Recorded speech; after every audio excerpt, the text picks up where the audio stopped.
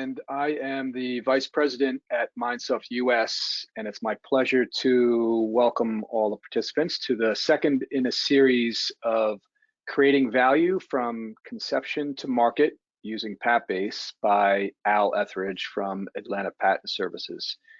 And if you remember from the first webinar introducing Al, he's an avid climber, and he actually just returned from summiting the Mount Baker Glacier yesterday, and he sent me some photos. It's pretty amazing. So if you have any questions, email him directly.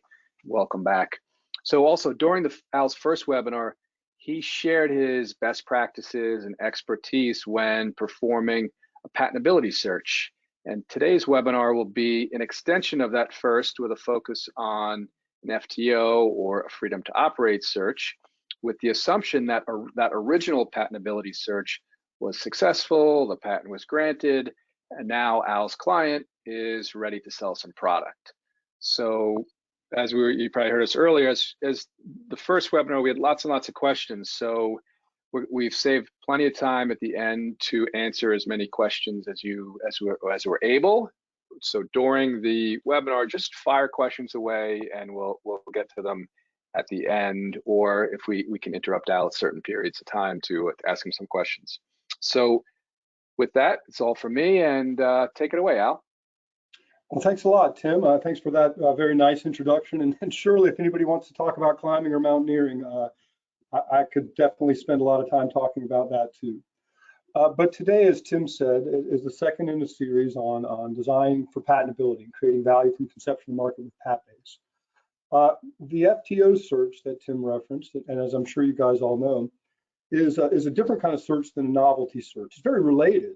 Whereas a novelty search comes at conception, the FTO search is going to come, really at issuance, or once you've had kind of a notice of issuance, and you understand what the issued claims are going to look like. And what we're seeking to do here is the client now wants to move to market with their product, and they want some assurance that they're not going to get sued for infringement.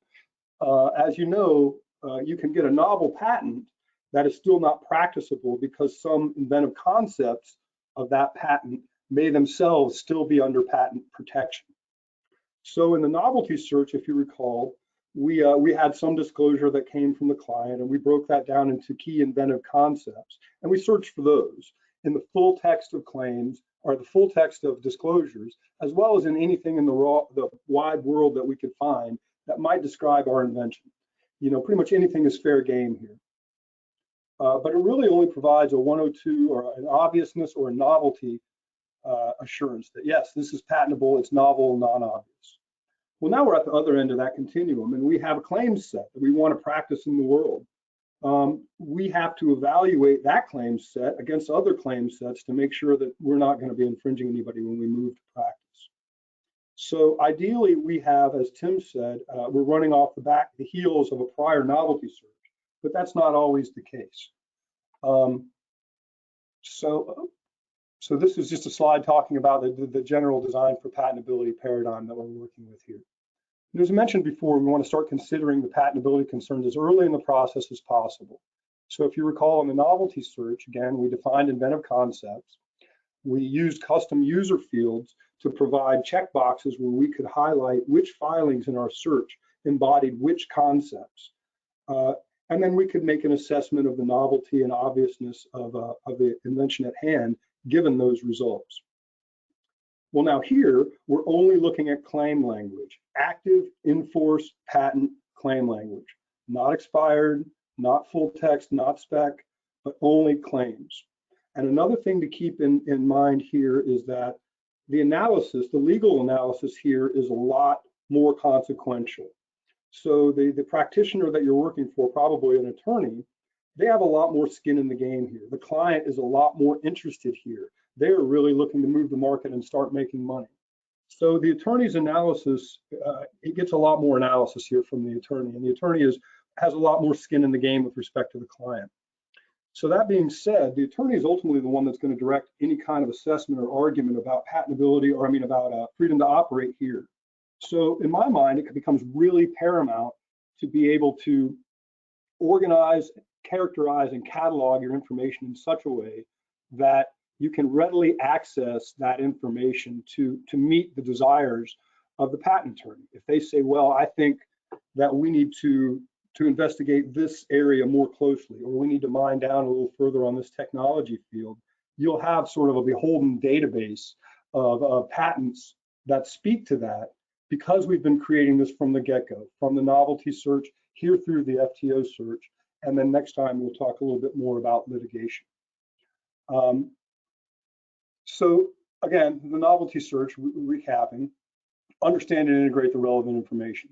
The custom user fields are utilized to capture the inventive concepts. And the general example I'm going to work with here is for a solid state battery. So I'm going to be talking about a solid state battery that has an electrolyte, a separator, and some electrodes. Those are the three inventive concepts that we would have searched for in our novelty search. We would have brought back things that can describe our invention in full or in significant part. And here I'll be working with a set of data that I kind of pulled from that and characterized according to the methodology that I'm talking about here. Again, the freedom to operate search, it is like a series of novelty searches, essentially, that if you look at the right side of my graphic here, you have the invention, and it has a couple of inventive concepts. And then, as I said, the electrolyte, separator, and electrode each will have their own sub-inventive concepts that we'll talk about a little bit later. So now we have to really flesh out each one of those inventive concepts to make sure we're not going to get our client in trouble with infringement. And again, we're searching claim language and active claim language. Also very useful are very recent applications that are in field, particularly if they're from very reputable companies or operators in the field, because those might eventually mature into be active patent claims prior to maybe they predate what you're working with, and so they could be prior art to your patent. So we want to also keep track of active applications that are strongly in field. And so now from here, my slides, as you can see, I'm pretty light on slides. So please don't feel free to contact me at your convenience if you have any more questions about this. But at this point, I'm just going to move over to a PAT-based demo. We'll get back to that guy. So here in PAT-base, again, I said we were going to assume that we started with an earlier novelty search. If that's not the case, again, you're going to have a claim set at this point. Previously in the novelty search, you're going to have some disclosure that's a description from the attorney or from the inventor that can vary really widely in its quality and description. Here, you're going to have a claim set to look at. Okay, and if you take that claim one, it is really going to define inventive concepts. Same thing with the remaining derivative claims. And you should be able to break the inventive concepts out pretty readily from the claim set without a lot of trouble. If this is something that's a little bit challenging to you, there's a website for Clearstone IP, which you can plug in any at least US patent, and it will make a claim chart for you. Now, we're not doing invalidation, we're not doing claims charts, but what having a claims chart does is it does tend to parse out those inventive concepts pretty regularly and give you a framework that you can then say, this is what I'm searching for. These are the three inventive concepts of my battery. And now I understand from my claim language what the specifics are of that. What landscape are we trying to claim here with these claims? And then I can go resolvedly search for those inventive concepts and their specifics from these inventive concepts that I've generated. So again, if you're not starting from a novelty search, grab the claim language from the patent you're doing an FTO on and use that. Similarly, if you are starting from a patentability search, there may have been an interim between when the novelty search happened and what's going on now through the prosecution. Unless you've done an accelerated examination, you're probably talking about a couple of years at least.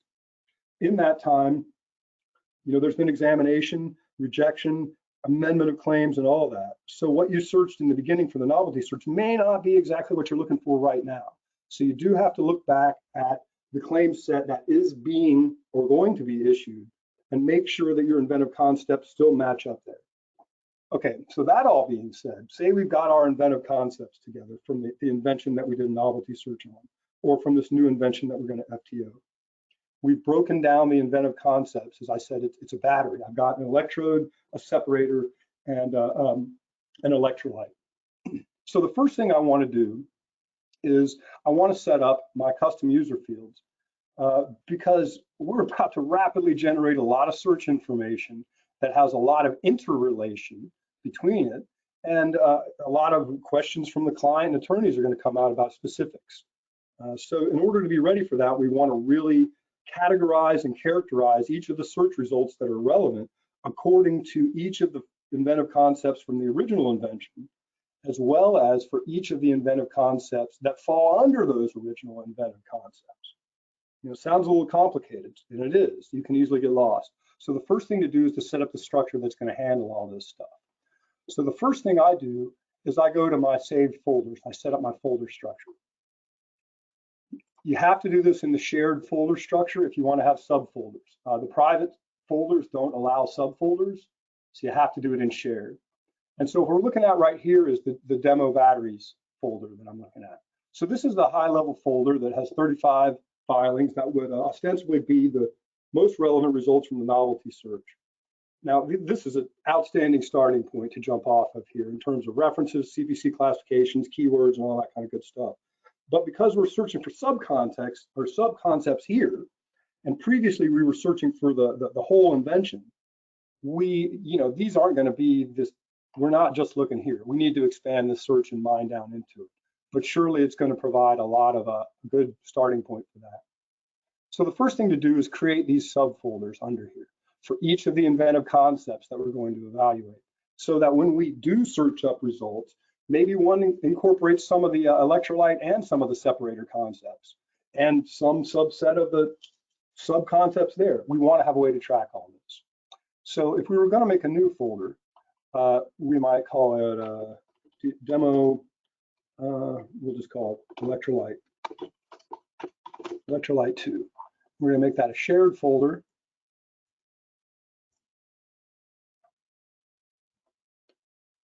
And it's going to ask for the sharing.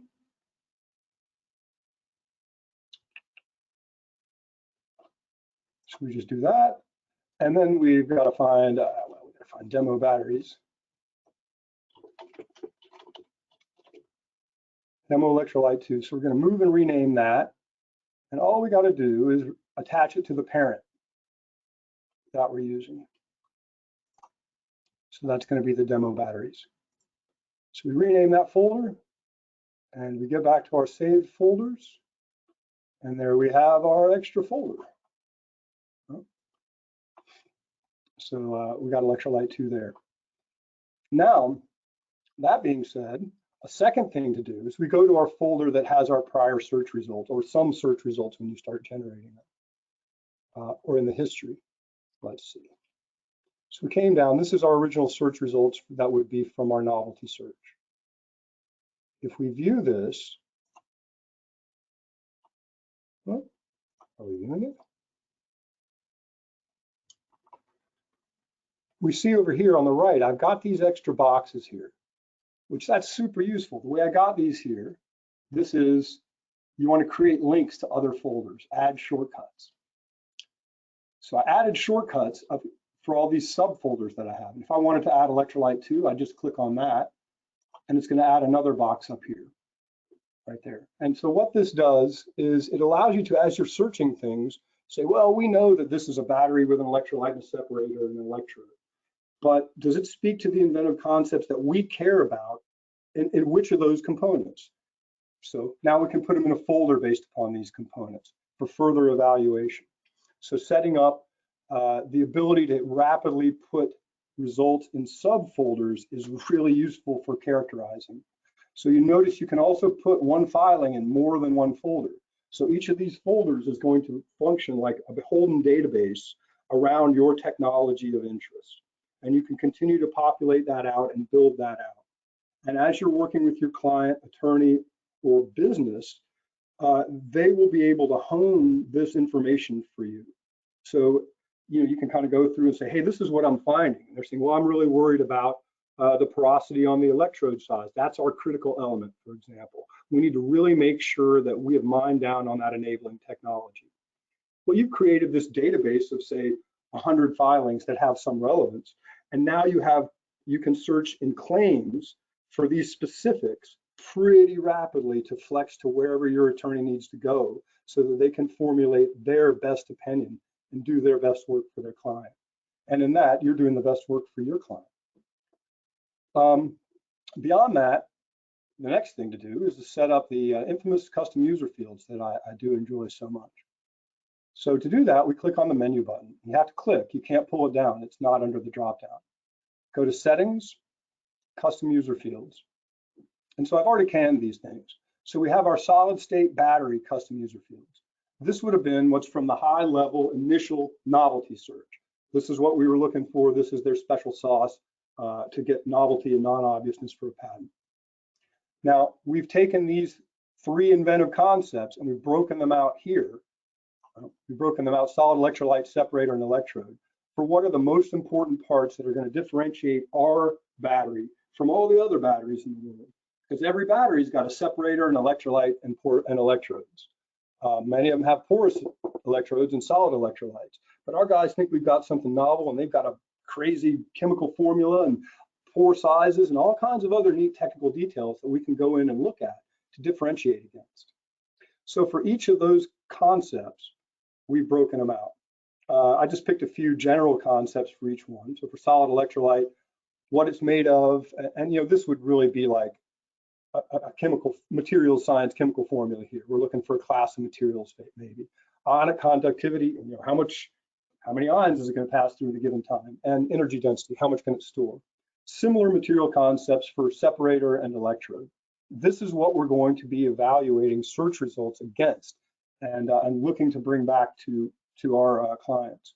So if we wanted to add something to one of these, we just select edit field. And we could edit this, for example. We could just say,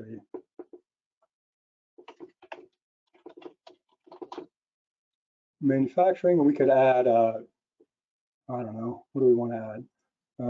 Weight. No, that's not really a thing. So, and it just gets added. We update the field, and it populates the field. So the most important thing is then when we're going back and looking at search results.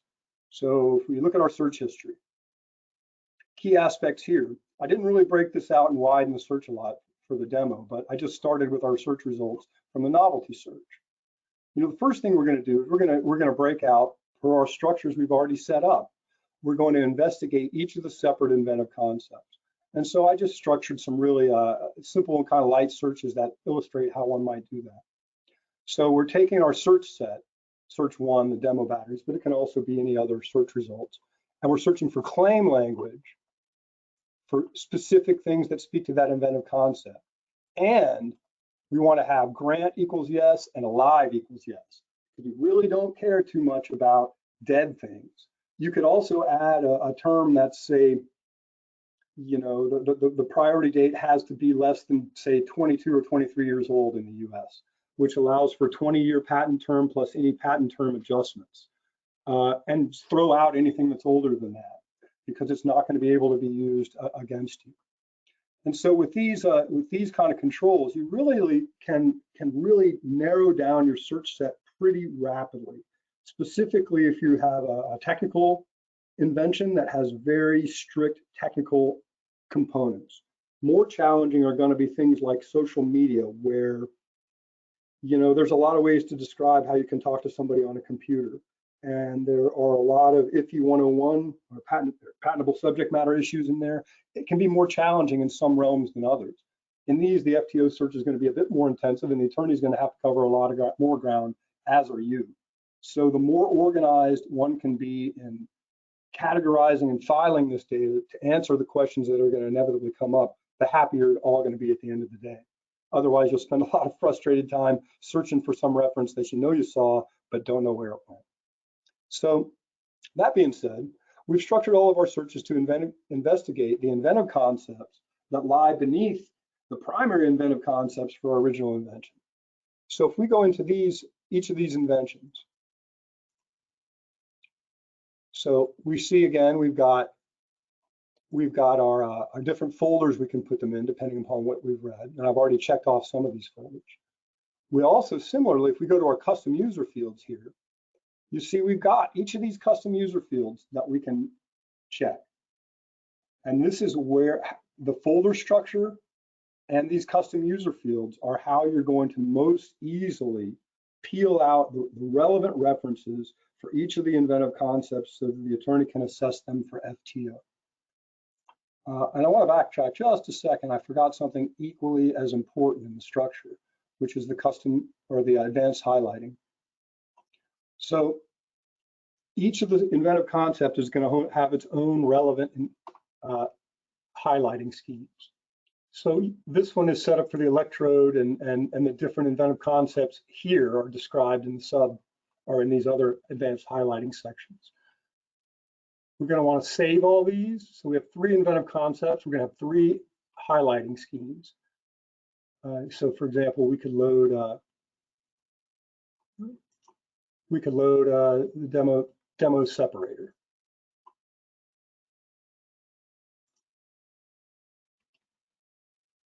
Well, here we go. And so when you're looking in when you're searching under separator, you clearly want to be using the separator advanced highlighting terms.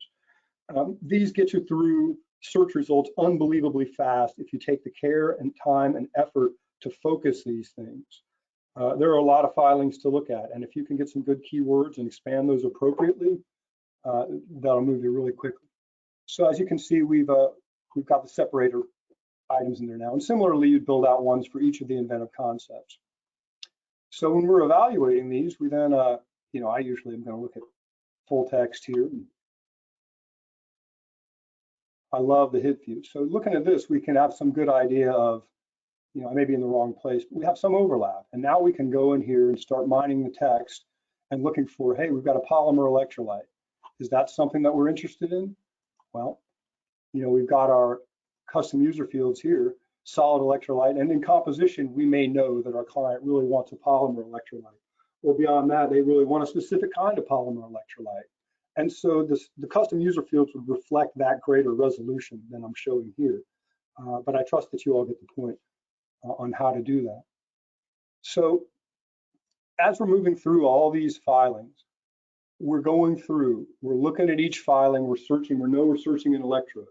So we're going to look for specificity with those or for those inventive concepts. We're going to highlight the filings that exhibit those in a way that reads upon our disclosure, or potentially reads upon the disclosure. And then within each given folder, you can still use the rankings, for example, to sort of point your attorneys at which ones are the most relevant.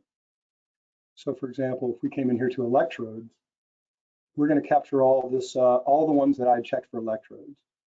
And here we'd use the rankings based upon how similar they are to what we are going to use. And then the way my process works now, I also check individual publications that are relevant to my finding. I generally don't work in families. I find the families to be super useful in squeezing the data down to what is the most relevant. But at the end of the day, my reporting generally always goes towards towards publications. So here again, we want to make sure that we're looking at live publications, granted publications, or else, maybe in another one here, I'll probably find one that's a more recent application that's 2021 or something like that. But as we go through and evaluate all these, we're checking off the custom user fields. So we've gone through our search. We were looking at claim language for electrolytes, claim language for separator, claim language for electrode. We're reading all of these filings with an eye towards the technical specification and the claim language that's in the filing we're trying to get cleared for FTO. So when you do all that, again, what I'm trying to do here, what we're trying to do is present a set of information to a patent attorney that is going to most readily enable them to make the best decision possible in the least amount of time. And what that does is if we do a high quality effort here, it gives a better quality outcome for the FTO that's also at a lower cost generally for the end client, because you're giving the attorney food. You're giving them something that they know what to do with, not something that they have to muck around with or understand where it came from, and not something that you have to iterate a million times should the question that the attorney is asking about the FTO change. You've already characterized and cataloged all this information and are ready to be responsive to any of these questions or changes. And through using this system, really provide a lot of efficiency and economy to everybody involved. And I'll tell you what, patent attorneys really appreciate getting good information on the front end, that they don't have to mess around with a whole bunch before they can just dig into being a patent attorney. They're generally pretty busy and appreciate that sort of structure and foresight. So then, once all that's done, each of these folders is going to be broken down. And what I would generally do at this point, and I don't think I've done this in the demo, is I really would go to my saved folders here. And now we've got these shared saved folders. All these are populated. You can add them all to the search results, lump them all together, or add them to the search results once you've checked the relevant publications. Lump them all together and export them together. And that may sound like it's going to become a hardy mess, but the custom user fields and some other features you can incorporate in there really make for a pretty clean report if you want something that you can distribute that can be looked at, offline by non-PAT-based users. And then you also have the really rich infrastructure within the PAT-based platform itself that you can share with clients and work within PAT-based to really get through things in an organic and dynamic fashion. So I'll skip ahead a little bit to my output, which once I output it, it comes out something looking like this. So we've got the rank, which is the rank I applied to it to say how relevant is it to each, or to the overall filing or to each inventive concept. We've got the standard information here, alive or dead, patent number, priority date, some image click-throughs, the wonderful PDF click-through here, and image click-through that PAT-based provides. And then this is the general information. And one of the things I really have been enjoying lately in the latest iteration of PAT-based is if you set up your custom highlighting right, you can set the outputs, as we see here, to highlight the things that you have in custom highlighting. Fantastic. This was something I used to do, and it used to take me a good amount of time to get done. Clients really enjoy it. Again, it aids in reading through the patents and assessing them. The key portion of it is here, though. We, as you can see at the top, I've got some language that basically, I've got some hidden fields here. Now let's go ahead and show those. So when we export the custom user fields, all those custom user fields, what we check is gonna come out in this box or in these fields. So then if you write some script over here that says, hey, go look at this box, and if it has the word geometry in it, put an X over here in this box. Not super difficult stuff. You can find it online like I did. But what it does is it really gives you the ability to take a blink test at this and see not only which inventive concepts might be the most under duress as far as freedom to operate, but also gives an insight into where your novelty might lay, which you also now can start digging into which practitioners in this field might have really active patent portfolios, and start mining down from this, from this document. That works really well for me. And so this is it again at the end, at the output. So this is what would go to the attorney, and at that point, they digest for a while, and you sit down with the attorney a little bit afterwards, and they ask you any questions. The wonderful thing is you've been able to hand them this digital document that is, for an attorney, is pretty clear and makes a lot of sense and gives great cliff notes as to what their argument is likely to look like, what challenges they're likely to face. And they inevitably have more resolved knowledge of the client and the technology and its goals than we as searchers are likely to have. So by providing this, it catalyzes their thought around, heck man, what does my client really need out of this patent to make money? Because they're going to understand that by this point.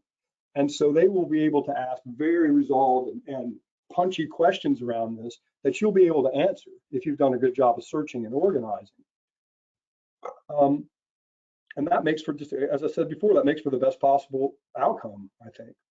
But it all stems from intelligently utilizing the features that are available in PAT-based from the beginning, especially custom user fields, folder organization, and custom highlighting. Now, these seem like trivial things, because it seems like patent searching is all about, intelligently querying databases and understanding technology and all that good stuff, which it is.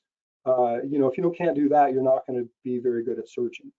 However, if you can't manage your data and information, you're going to have a really hard time deriving any value out of the search work that you're doing when you start doing more complicated FTO searches or more complicated litigation searches.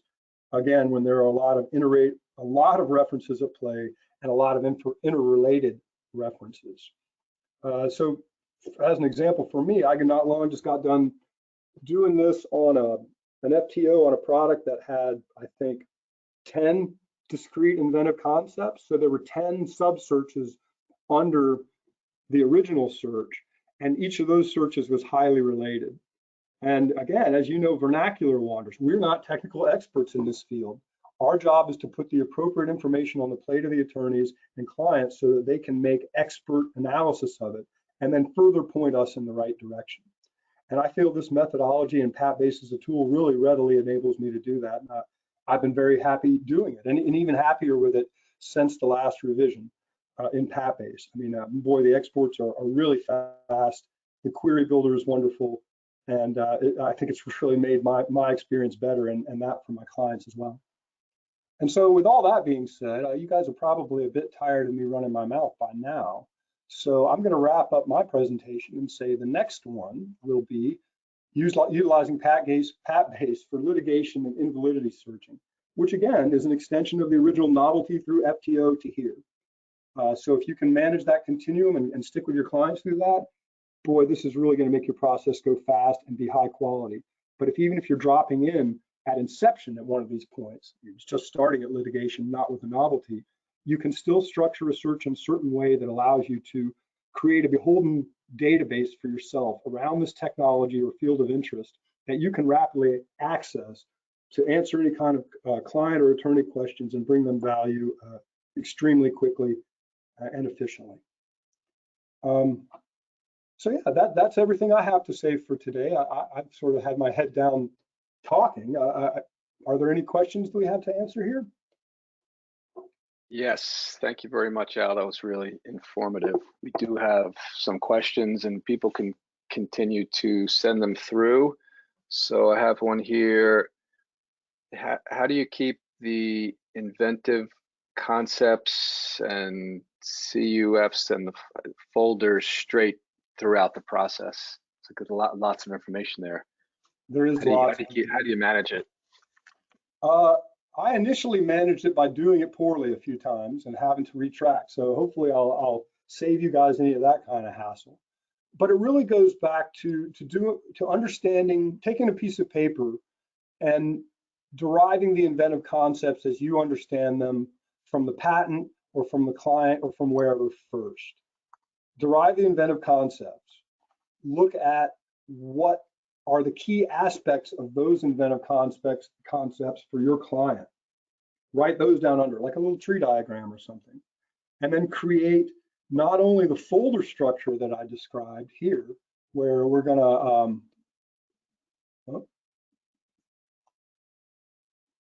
we're going to have subfolders that represent the inventive concepts, as we show over here, but we're also going to have menu, settings, custom user fields that mirror that same structure.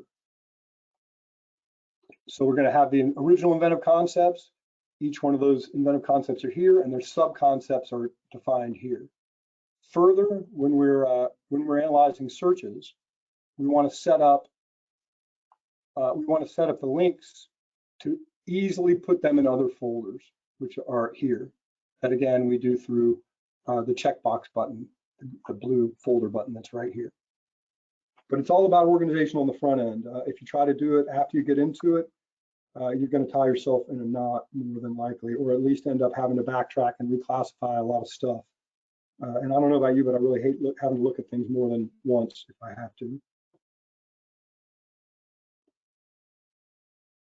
So hopefully that was helpful. Thank you. Yeah, very helpful. We have another one here. This was a common one at the first webinar as well. Kind of a testament to your output. Can you talk a little bit about how you exported the search to Excel, and was the color coding for priority in the export? Okay, I'll talk first about the export. So you know, you go to each of the I haven't populated the folders. You guys have caught me. I didn't actually populate all the subfolders. But if you go to the folder and let it load up and go to the export function, basically, I don't have templates at the moment because Pat Base just sort of revised them and I haven't got on top of that yet. But I would generate templates, or here, use my last settings, which is what I've been doing lately. So if we go back through this, we can look at what those settings are. So, well, I just messed it up. Went back too far. So if we go back here, it's worth understanding the export field very well here. There's this ton of information you can put out here, and there's even more that's been made available in some of the recent updates. You can really over clutter things and glaze people's eyes over if you're giving them things they can't understand. So for example, non-patent attorney clients aren't going to want to look at a whole bunch of the stuff that patent attorneys are. It's just going to be confusing to them. So understand what these outputs mean, what comes out when you use them, and structure an output that you like. You know, so you go on to continue, boy, the outputs, we definitely want to keep highlighting. If you set up your custom highlighting, that's how you get the highlighting into the Excel blocks. So definitely do that. Family notes, I usually use a good bit if I want to excerpt portions of the filing that describe why that filing got my attention. That's particularly useful for the attorneys. You can also just make commentary on, you know, your own rote commentary on why you think this is neat. And then family ranking, again, I use a good bit.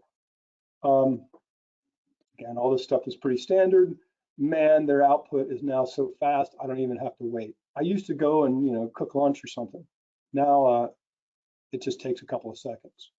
So anyway, we can skip that, but to the output, what comes out is a much rawer file than this. It does have the table format now. So the blue filing, the blue color scheme here is already going to come out on it, but you can change that to whatever you want using the table design function up there. I usually go with black. Then as far as, I'm sorry, what was the next portion of the question after how do we format this? Yeah, and the color coding. Oh, the color coding.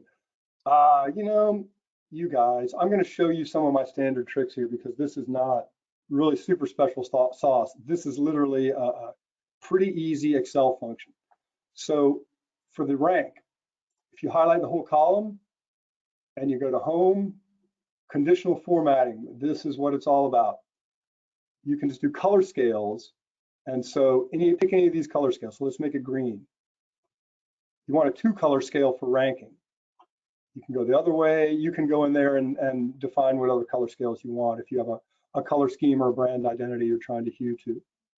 Same thing with priority date, conditional formatting, color scales, and you can either have one where the nearest one is red or the nearest date is green. I usually go with the nearest date being red because they're probably going to be more relevant patents. Similarly here, again, I've got some code language here that's referencing these hidden cells I talked about. It's basically looking over there and looking for keywords. And if it is, it wants to put an X in there. And then to make all these highlights X, you go to conditional formatting, highlight cell rules that contain X. And so you do that. And there's any other number of Excel functionality within this, but most of this can be written up into Visual Basic code as well. So you can roll up a lot of the functions of your back-end output with a little bit of care into VBA, or probably a relatively low spend with somebody that knows how to do that stuff professionally. But it's all characterized within Excel. I'm not doing any magic here. Another quick question with a quick answer. Can I get access to the slides from your first webinar on the patentability searching? Yes. Anyone that does not have those slides, just email us info@mindsoft.com and just ask for the patentability webinar slides, and we'll send those out to you. And I'll qualify that. They're about as in-depth as this slide set is too. So feel free to contact Tim or contact me if you have any further questions down the road about this. Yeah, I'm a talker and a doer more than a slideshow presenter. So a few more questions here. How do I start if I'm not beginning with a pre-existing novelty search? Well, I talked about that a little bit again, but here you have the advantage over a novelty search in that you have claim language, and that's going to define very explicitly, or it should define very explicitly, what we're trying to gain freedom to operate. So look at the claims, particularly claim 1, and break that out into the various things that it's comprised of, right? Look at the prefix language and pull those things out. Again, if you have started with a novelty search, you do have to check to make sure that the claims still reflect what you searched at the novelty portion, because they may have moved. Again, and if you're not very comfortable pulling out the inventive concepts, try using Clearstone IP. They'll mail you a claims chart back for your US patent, and that's very helpful in parsing out these inventive concepts. We also have a suggestion here when you're doing your PAT-based search, you might want to update or also qualify your fields. For you have CL or claims equal to ACL, so this way you're searching the ACL all your English and non-Latin text. So we might just a suggestion from another power user that's on the call. No, that's a fantastic suggestion. And in fact, the A prefix really, I really don't do non-worldwide searches. I did for here, for my laziness, I didn't want to have to translate a bunch of Chinese and German stuff. So I limited it a little bit, but I agree with that 100%. Whether it's claims, title abstract claims, full text, I always like to include that A prefix that rolls up more results, just to make sure I'm covering everything. So we've got another question for you. How do you bring in family information? Well, I didn't choose to keep the fields on my output, but family information is a field that does show up, or I mean family number, for example. So if I pull up, well, I won't waste a lot of time finding it. I thought I had my raw export, but family information is, as you know, very useful for binding together individual publications that are stemming from the same priority date. Using the family number field and keeping the family number as one of the columns is the best way to do that. Similarly, doing a family export for FTO doesn't really make a lot of sense because you're looking at specific claim language for filing. Though maintaining the familial relationships between individual filings is very important. And here, again, for the canned demo, I only kept one filing per family just to keep it simple. But as you well know, in my battery example, if, I don't know, LG has invented a bunch of batteries, they might have a highly iterative patent portfolio around that. That could be a combination of patents they're looking to really practice, other defensive patents, but you need to evaluate all those in an FTO. So again, if we go back, I think pretty much if you're going to export a folder, and you're going to include, you're going to export a folder from the publication level. So new export, we're going to go Excel, continue. You see, we can just put family number right in there as one of the fields. And so that's how you would bind those together.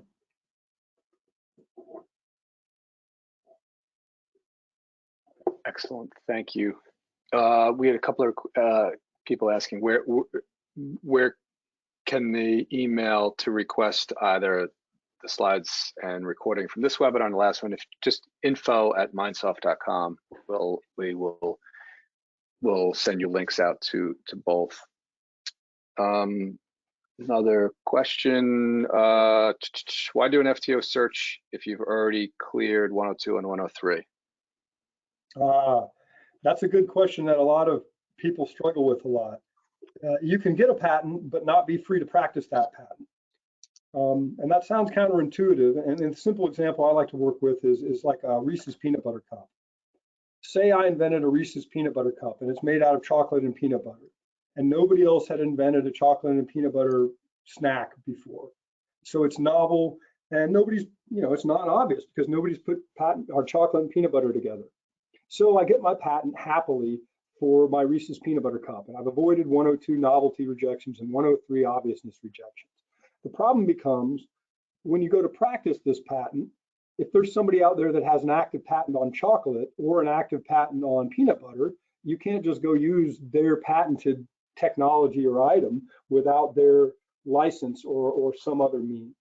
So before you try to go out into the market, you really need to get these things cleared to avoid the physical pain and emotional pain of an infringement lawsuit against you.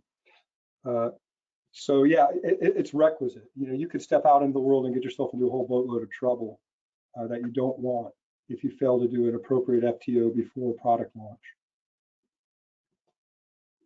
Excellent, thank you.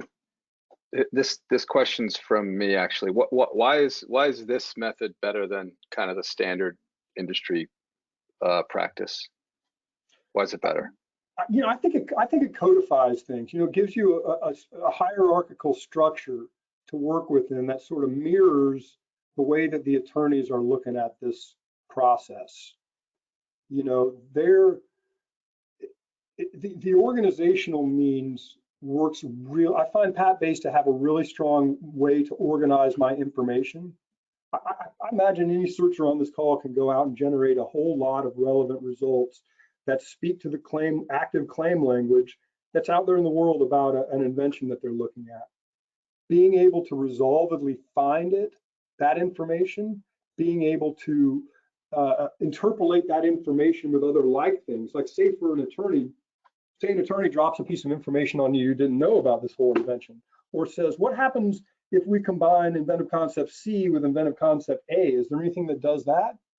Well, it's not a question that you've been asked before, but it might be one that's very important to the opinion at hand here. So organizing your information and having it in a structure where you can keep this data at your fingertips and go find it rapidly. All of this stemming from the features in PAT-based and utilizing folder structure, custom user fields, and custom highlighting in an appropriate way allows you to get out and find this stuff so fast. And that to me frequently, power tasks are good. Computers are getting better. AI is getting better. It's incumbent upon we as searchers to get better at elevating our knowledge and synthesis of that knowledge to serve the needs of our clients better, rather than just returning results.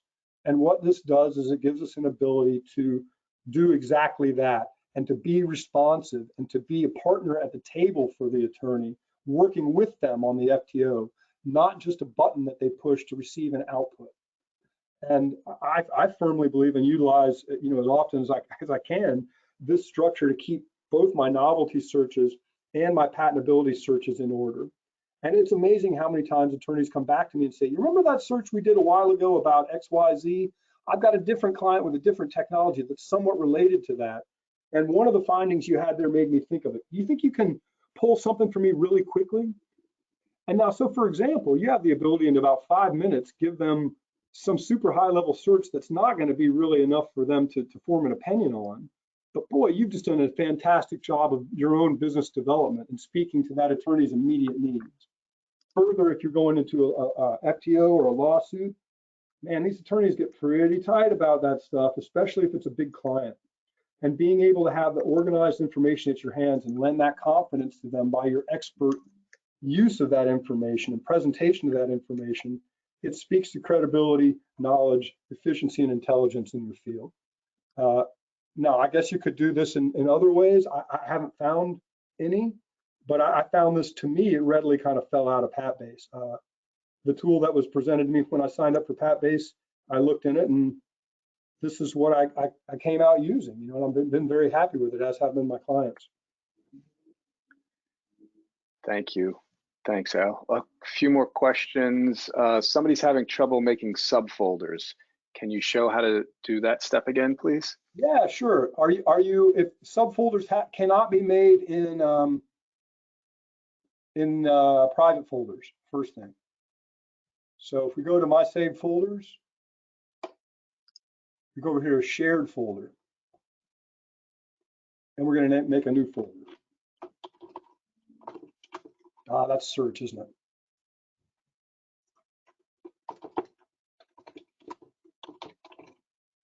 Yeah, you're exposing my poor typing skills. I'm going to make it a shared folder too. So we save it, and it creates the new folder after we execute our sharing permissions.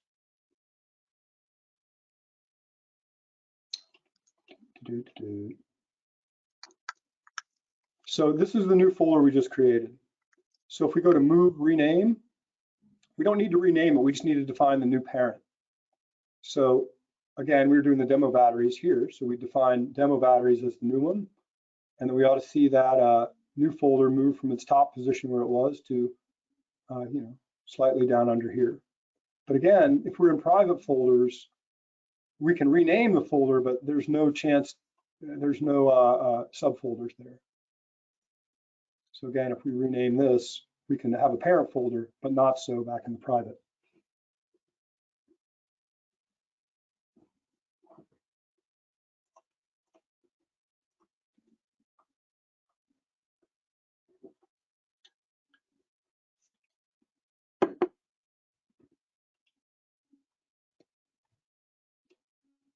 All right. Any more questions? Yes. All right. Here's a question.